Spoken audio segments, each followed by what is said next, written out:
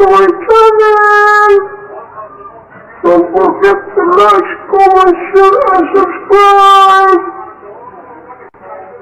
And click the notification bell para updated po kayo sa ating mga upload na videos. Maraming salamat po. Thank you. Thank you, thank you.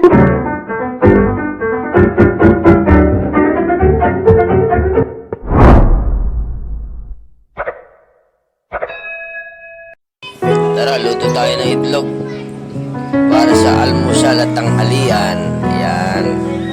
Dahil sa walang ibang pambili ng mag-itlog tayo. Para sa almusal at tanghalian na yan, mga ka-stroke. Magluto tayo sa kalandi uling.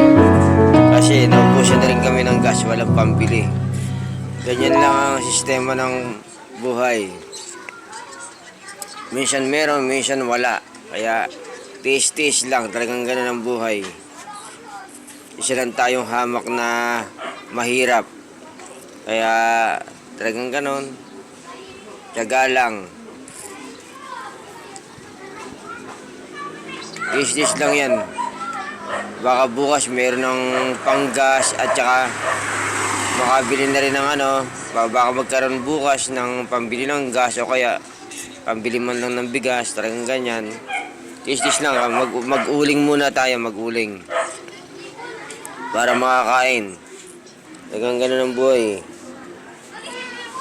Ganyan po ang buhay namin dito.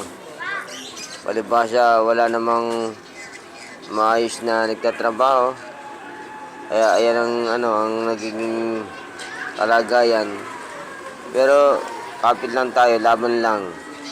God will provide. Talagang ganun. Yeah.